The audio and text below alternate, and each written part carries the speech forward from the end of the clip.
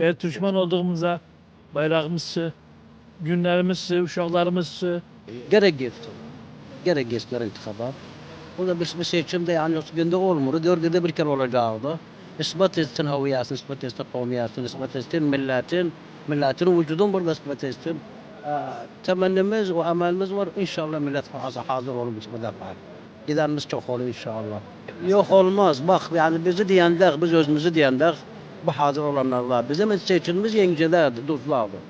Buradan giderik sayıda tutarıq, o sayıramızla al giderik oraya, kirpatımızla aparırıq, orada da görəylən ispat edərik bizim.